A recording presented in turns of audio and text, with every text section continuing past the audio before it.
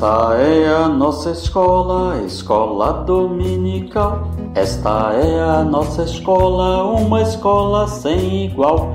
Uma escola sem igual, que faz bem a toda a gente. Quem não vem a essa escola com certeza está doente. Com certeza está doente ou estava trabalhando. Quem trabalha no domingo, o Senhor está roubando. O Senhor está roubando. O que chega atrasado, o seu nome fica ausente. Ele fica envergonhado, ele fica envergonhado por não saber a lição. Professor faz a pergunta, ele diz eu não sei não.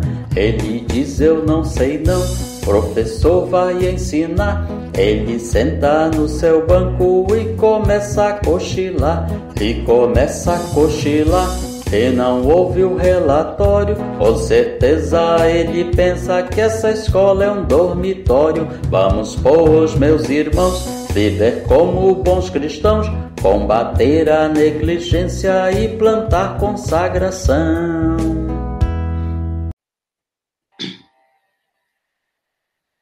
Graça e paz a todos os nossos queridos e amados irmãos em Cristo que nos acompanham aqui no canal Palavra Viva e Fiel.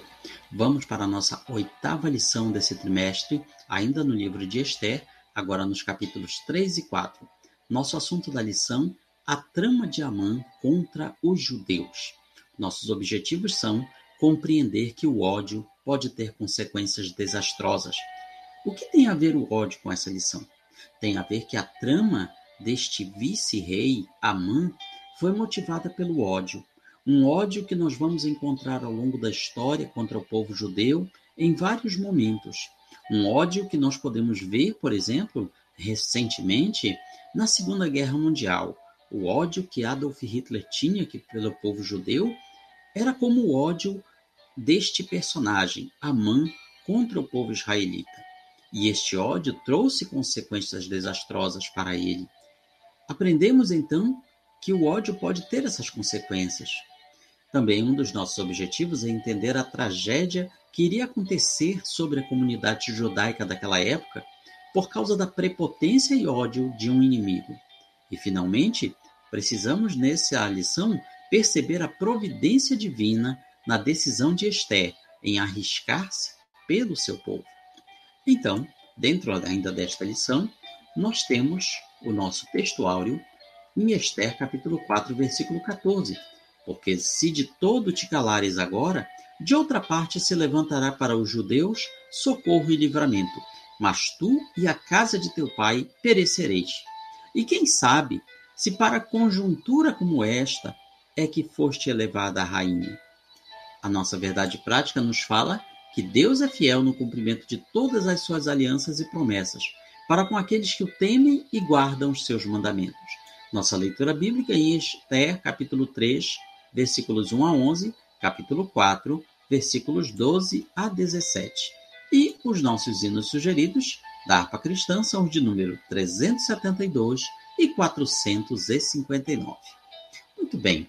A introdução do nosso comentarista nos mostra que Deus está operando por trás das cortinas. Apenas um ser com tal graça e sabedoria protegeria uma órfã esquecida, uma menininha que perdera pai e mãe, e só essa providência atuaria na vida de um pobre judeu deportado no poderoso Império Medo-Persa, onde o cruel e cobiçoso Amã tramava para matar todo o povo judeu. Vemos então a providência divina na vida de Esther e Mordecai. Eles eram peças muito pequenas num grande tabuleiro chamado Império da Pérsia. Eles não tinham consciência de tudo que iria acontecer, de tudo que estava acontecendo, mas Deus tinha o controle de tudo.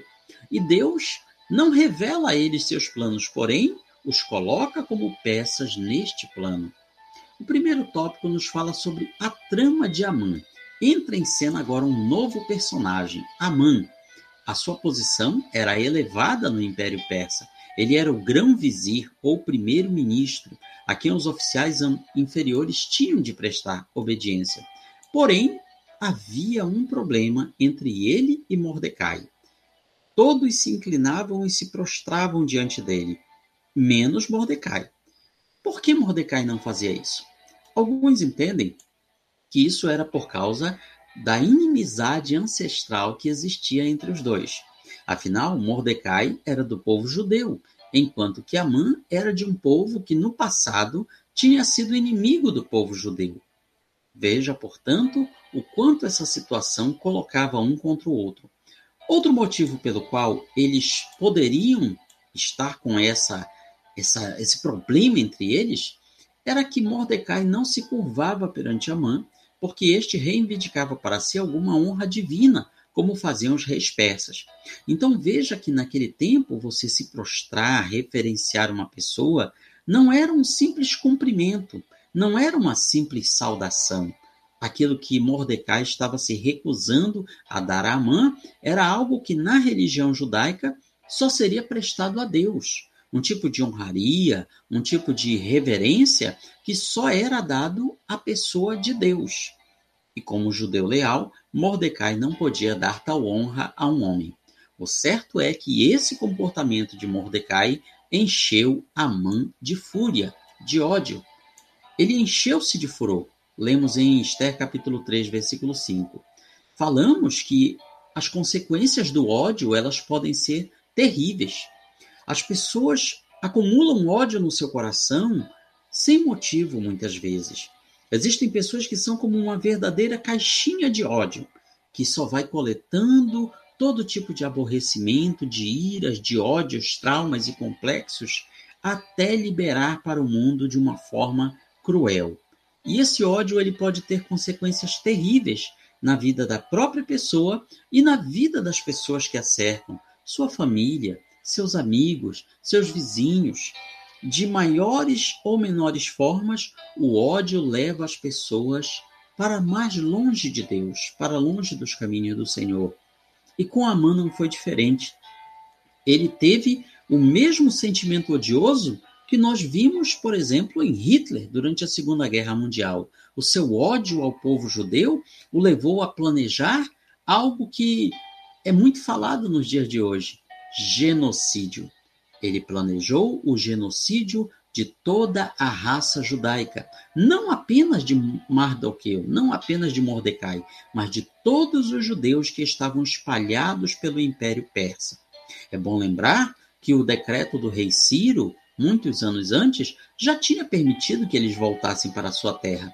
Porém, muitos judeus estavam espalhados pelo Império da Babilônia e depois pelo Império da Pérsia e não quiseram mais voltar para a sua terra. E Deus também não os obrigou a isso. Você não vai encontrar nos livros de Esdras e Neemias alguma ordem para que eles abandonassem tudo, mas era uma questão de escolha, de opção. Aqueles que quisessem estavam liberados para ir. Mesmo assim, muitos preferiram não voltar e estavam espalhados pelo Império Persa.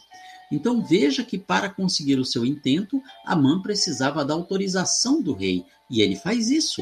Ele convence o rei a permitir que se fizesse um genocídio em todos os 4 cantos do Império da Pérsia. E para que o rei não tivesse nada que se contrapor, ele diz: eu vou pagar do meu bolso, eu vou fornecer o dinheiro, eu vou custear com 10.000 talentos de prata. Então, veja que Amã era um homem muito rico.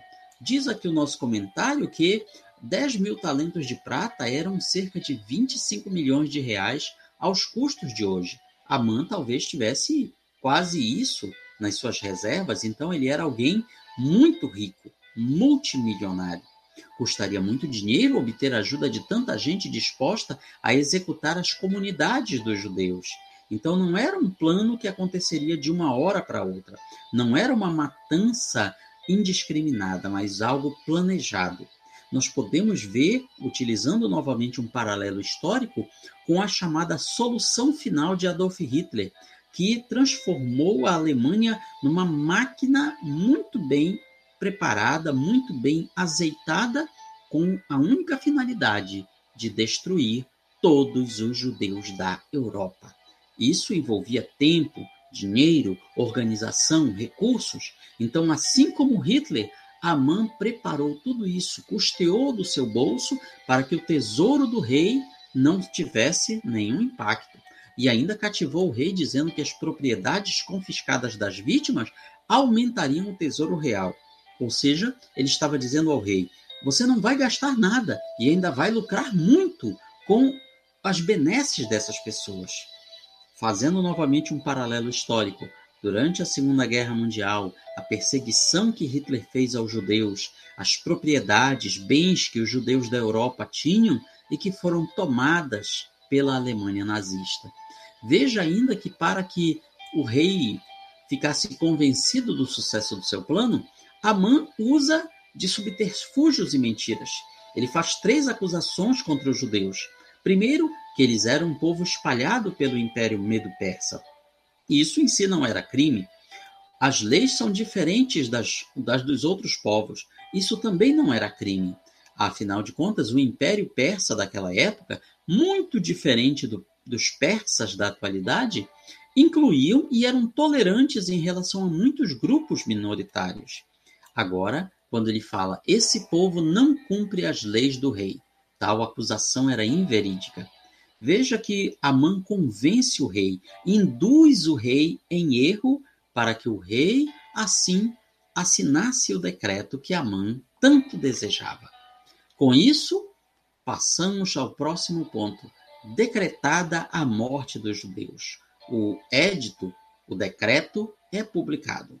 Foi no dia 13 do primeiro mês, em que eles se reuniram para fazer esse planejamento. Então, segundo ordenou Amã, foi escrito aos sátrapas do rei, ou seja, os oficiais, os líderes espalhados por todo o império, aos governadores das províncias, aos príncipes de cada povo, ou seja, as lideranças, os cabeças de cada local. Cada província recebeu o decreto no seu próprio modo de escrever e na sua própria língua, e o decreto era assinado com o anel do rei. Naquele tempo, os decretos era colocado um pouco de cera quente e, enquanto essa cera estava mole no papel ou pergaminho, o selo do rei, ou seja, o anel do rei, o sinete real, era carimbado em cima daquilo. Então ficava a marca que identificava o rei. Veja, portanto, que o rei deveria pelo menos questionar quem são estas pessoas? Qual é o nome desse povo que causa tanto problema? O rei, por um lado, mostrou negligência. Como é que este povo é desse jeito e eu não estou sabendo disso? Como é que eu estou alheio a esse assunto? Mas ele se perguntou, a Bíblia não registrou. De toda sorte, o que Amã falou, o cenário que ele passou para o rei, convenceu o monarca para aprovar o plano. Então, a declaração original provavelmente estava escrita em aramaico, a língua falada na época, mas foi traduzida para várias línguas para que todos os povos assim o soubessem. E o dia da vingança foi marcado para 13 do 12º mês, do 10º mês, o mês de Adar, ou seja, dali a 11 meses. Alguém poderia perguntar, mas por que todo esse tempo? Aqui entra em cena a providência de Deus. A Bíblia não declara o motivo, mas o certo é que o dia X da matança ficou para dali a 11 meses. Talvez pela necessidade de fazer com que uma cópia do decreto chegasse a todo o império, coisa que não acontecia tão rápido assim, mesmo com o extraordinário sistema de correios que os persas tinham naquela época. Depois, havia ainda a necessidade de preparação, de planejamento. Isso não era algo que se fizesse do dia para a noite. Então, 11 meses foram dados para o povo de Israel esperar a sua destruição, o seu genocídio. A ordem era para que se destruíssem, matassem, aniquilassem de uma vez a todos os judeus, moços e velhos, crianças e mulheres, em um só dia, e que lhes saqueassem os bens. Então, a data foi definida naquela conspiração para matar os judeus. Esse 12º mês, o mês de Adar, corresponde no nosso calendário aos meses de fevereiro e março. Então, no 13º dia, no dia 13 de Adar, todos os judeus que moravam no Império Persa deveriam ser exterminados. E para que a mensagem chegasse mais rápido, foi acionado o famoso sistema postal do Império Persa. Eram mensageiros reais estacionados em vários pontos, situados às margens das principais estradas. Transportavam as mensagens a cavalo, e quando chegava num outro posto, já tinha outros cavalos prontos, descansados, para continuar a viagem. Naquele tempo, as cartas eram escritas em tabletes de argila ou em pergaminho preparado com peles de animais e enviadas a grande distância rapidamente. Os mensageiros saíram às pressas, pois Amã tinha urgência que aquele decreto chegasse logo aos destinatários. E enquanto esta ordem de matança, de extermínio, toma conta, vejam a atitude do rei e de Amã. Sentaram-se a beber. Ou seja, festejaram, como se aquilo lá fosse um evento festivo, como se não fosse nada demais. Mas a cidade de Suzã, que era a capital, estava perplexa. O povo ficava perplexo, pois pensava: o que eles fizeram? Nós conhecemos os judeus, são nossos amigos, são nossos vizinhos, são cidadãos de bem. O que eles fizeram para merecer um genocídio, um extermínio como esses? Imagine a confusão, a ordem pública foi virada de cabeça para baixo, porque naquela época havia muitas minorias no Império Persa. A nossa lição não diz, mas nós podemos imaginar que a confusão também foi por conta de outro ponto. Quem sabe muitos outros povos que viviam sob o domínio persa não pensaram algo do tipo: hoje estão decretando o genocídio dos judeus, e amanhã? Será que não será o nosso? Será que o rei não pode fazer um decreto desse para o meu povo também, para a minha tribo, a minha etnia? Então, aquela insegurança jurídica, para usar um termo bem atual, se instalou em todo o Império da Pérsia. Fora isso, os judeus também lamentaram e choraram, porque já imaginou sair uma ordem dizendo: daqui a 11 meses, os seus vizinhos, as tropas do local onde você mora, vão lhe procurar, não para lhe prender, mas para lhe matar. Então veja que era uma situação terrível, uma situação gerando insegurança, pânico, em um império que estava tranquilo. Eles não tinham ameaças externas, então aquilo lá iria convulsionar a ordem social do próprio Império da Pérsia. Alguém poderia dizer: e o rei não se deu conta disso? Pelo jeito, não. Pelo visto, Amã conseguiu ludibriar, conseguiu fazer a cabeça daquele monarca de tal forma que nenhum desses pontos ele considerou. Amã e o rei se mostravam indiferentes diante do desastre que se abateria sobre todo um povo. Então veja a que ponto chegou o ódio de Amã.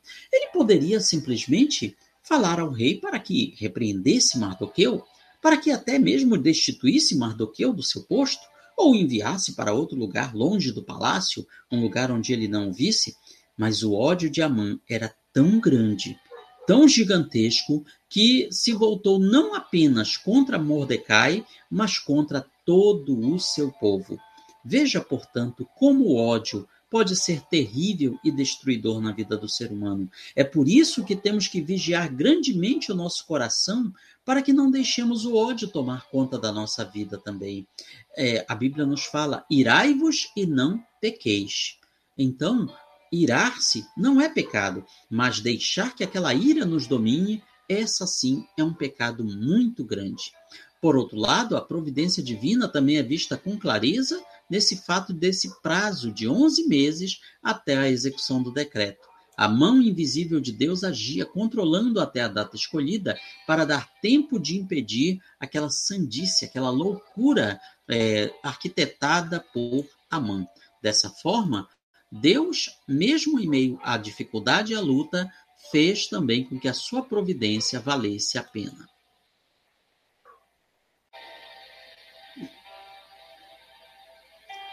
O terceiro tópico nos fala sobre Mordecai e Ester. Quando soube Mordecai tudo quanto se havia passado, rasgou as suas vestes, se cobriu de pano de saco e de cinza, ou como nós chamaríamos aqui na nossa região, saco de sarrapilheira, e saindo pela cidade, clamou com grande e amargo clamor. A Bíblia não nos diz como ele tomou conhecimento daquele fato. A Bíblia também não nos fala Quem lhe trouxe essa notícia? Possivelmente os amigos que ele tinha na corte o avisaram do que estaria acontecendo, e não pelo decreto do rei propriamente dito. Afinal de contas, o decreto do rei apenas dizia a ordem, mas não dizia os detalhes, como nem porquê. E Mardoqueu tinha conhecimento desses detalhes. Veja, portanto, que tudo isso fez com que ele tivesse a reação esperada. Vestiu-se de pano de saco, cobriu-se de cinzas, rasgou as próprias roupas e chorou amargurado. Esse é a forma, a maneira oriental de demonstrar luto até hoje. Em vários países do Oriente, é dessa forma que se lamenta quando morre um ente querido, quando acontece uma grande tragédia. Vestir-se de saco com cinza era um sinal ostensivo de luto, demonstrava uma intensa desolação. Apesar de Mordecai não ter acesso à propriedade real, não podia entrar com essas roupas. A pessoa vestida de pano de saco dava a entender que ela estava ligada à impureza, à morte. Por isso, não podia entrar nas dependências do palácio. Era muito grande a dor que Mordecai experimentava na sua alma pela possibilidade de ver o seu povo erradicado, extinto naquelas circunstâncias. Por isso, ele manda buscar auxílio onde esperava. Onde? Em Ester. Ester fica sabendo do ocorrido, manda-lhe uma roupa, uma veste real para que ele possa entrar, mas ele recusa. Tudo isso, veja que Ester faz através de um dos seus homens de confiança, de um dos seus eunucos de confiança. A Bíblia diz que o seu nome era Atá. Ele levou um relatório completo a Ester de tudo o que tinha acontecido e também uma cópia do decreto real. Então veja que aparentemente Ester não estava sabendo daquela situação. Ela talvez tenha ficado tão surpresa quanto muitos outros. Mordecai pede a Ester que vá até o rei e implore que ele tenha misericórdia do seu povo. Então dá-nos a entender que o rei não sabia que esta lei era contra os judeus. Dá a entender que ele entregou para Amã toda a execução daquele plano. Você tem carta branca, que está o meu anel real. A Bíblia ali diz literalmente isso. Ele entregou o seu anel, seu sinete real, na mão de Amã para que ele assinasse o que quisesse. No nosso linguajar, é como se ele desse um cheque em branco para que Amã fizesse como bem ele entendesse. Veja que, inicialmente, Ester se recusa, lembrando a seu primo a lei persa que permitia que o rei executasse qualquer pessoa que entrasse na sua presença sem ser convidada. Era um decreto real também. Era uma lei que não podia ser revogada. O argumento de Mordecai era irretorquível, pois ele claramente conclui que a ascensão dela ao trono foi providência divina. Veja que ele não menciona Deus, mas ele menciona: se levantará para os judeus socorro e livramento de outra parte. Mas tu e a casa de teu pai, tu e a tua família perecereis. Quem sabe se para esta conjuntura, para este momento, para uma hora como essa, é que tu foste elevada a rainha. Então ele reconhece que a ascensão de Ester ao trono não foi por acaso. Houve um propósito naquilo, um propósito diferente, especial. Então, dessa forma, ele desperta em Ester algo que talvez ela ainda não tivesse entendido. Talvez muitas vezes ela tivesse pensado: que maravilhoso eu chegar a uma posição tão elevada como essa de rainha. Será que foi sorte? Será que foi acaso? E agora, através da palavra de Mordecai, cai a ficha Ester. Não foi por sorte nem foi por acaso. Tem um propósito nisso, e o propósito é esse. Nenhuma outra pessoa aqui no reino poderia fazer o que eu posso neste momento. Fazer tudo para que o povo judeu, o meu povo, não seja vítima de genocídio, não seja extinto. Esse pensamento deve ter passado pela cabeça de Ester e ela agora se propõe a agir. Então nós vemos aqui novamente, como cristãos, como servos de Deus, nós temos que agir, mas também temos que orar. Oração, uma palavra que tem ação no meio, mas também fala de orar. Vai, ajunta todos os judeus que se acharem em Suzã, aqui na cidade, na capital, jejuai por mim e não comais nem bebais por 3 dias. Era um jejum severo, nem de noite nem de dia. eu e as minhas servas também jejuaremos. Depois irei ter com o rei, ainda que é contra a lei, e se perecer, pereci. Dizia ela, se eu tiver que morrer, eu morro, mas eu vou morrer tentando. Veja, portanto, essa preparação, esses 3 dias de jejum. É um costume, inclusive oriental, é algo que nós vemos na Bíblia as pessoas fazerem quando elas estavam diante de uma grande prova, de uma grande luta. O jejum e a oração andam de mãos dadas. Às vezes, realizamos campanhas e campanhas de oração, mas não jejuamos, não sacrificamos a nossa carne, não castigamos a nossa carne em prol de algum propósito. Então, aqui nós aprendemos com Esther. Vamos agir, mas antes de agir, vamos orar e também jejuar. Essa lição tiramos aqui. Essa relutância de Esther trouxe uma afirmação de fé do judeu Mordecai. Veja que o nosso comentarista menciona isso não de uma certa forma trazendo algum tipo de pecado para Esther. Era uma relutância normal. Ela devia estar em choque. O que eu faço numa situação como essa? O que eu posso fazer? Eu sou rainha, mas eu sou apenas uma mulher. Numa sociedade onde as mulheres não tinham quase nenhum poder. O poder delas vinha do homem. Então veja que esse é um motivo, talvez, dela apresentar aquela hesitação, aquela relutância. Apesar de Deus permanecer não mencionado, Mordecai está, sem dúvida, se lembrando das promessas do Senhor a Abraão e a Davi. Promessas que não ainda tinham sido cumpridas totalmente e que só poderiam ser cumpridas com o povo judeu vivo, existindo. Se eles fossem exterminados, se ocorresse o genocídio, o Messias não viria. A semente da mulher que resgataria o mundo não viria a este mundo. Portanto, com autoridade e firmeza, Mordecai relembra a Esther o percurso que ela teve até chegar ao trono. Ele estava nas entrelinhas dizendo a Esther, não foi por você, não foi por mim, foi Deus quem te permitiu chegar onde você chegou. Isso nós temos sempre que nos lembrar. Às vezes, Deus nos coloca em cargos elevados, em postos-chave, e nós ficamos imaginando que foi sorte, ou que foi apenas pela nossa fidelidade a Deus. Não. Deus nos coloca nesses locais com um propósito que na hora certa será revelado. E quando esse momento chegar, nós temos que agir do jeito que Deus quer. Então, diante da forte argumentação de Mordecai, Esther concorda em correr o risco e interceder, com a condição de que ele, Mordecai, também convocasse todos os judeus da cidade para jejuarem durante 3 dias por ela. Ir ao encontro do rei poderia significar a morte, mas se manter quieta significava morte certa. Esther estava buscando a ajuda divina. Assim também nós temos que buscar a ajuda de Deus quando, diante das nossas crises, das nossas lutas e dificuldades, nós ficamos atônitos, sem saber o que fazer.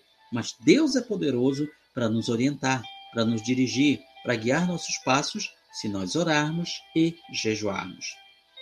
Conclui o nosso comentarista que, ante a ameaça de Amã, Mordecai cria na obra providencial de Deus, ao dirigir as circunstâncias da vida. Sabendo que Deus é fiel no cumprimento de todas as suas alianças e promessas feitas a Abraão, Mordecai entendia que não poderiam ser cumpridas se os judeus fossem exterminados.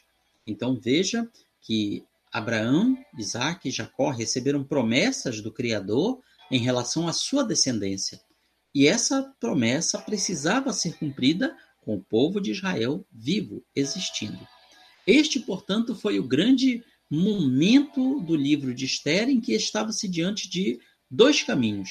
O caminho do extermínio, do genocídio, da morte certa, e o caminho de mudança, de fazer alguma coisa para mudar aquela situação. É o que nós veremos nas nossas próximas lições. E na sua escola bíblica dominical, você vai aprender muito mais.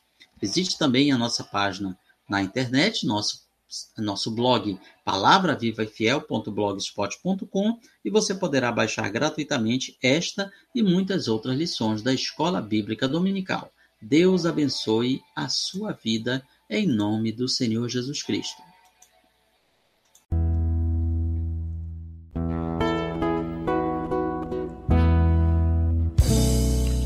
Findou-se o tempo de estudo da escola dominical. boa lição aprendemos do nosso Pai Celestial. Despede-nos, Jesus Cristo, em tua paz e amor, e nos concede para sempre o teu celeste favor. Aos visitantes e amigos agradecemos também. Que a paz de Deus reine em todos e até domingo que vem. E até domingo que vem. E até domingo que vem.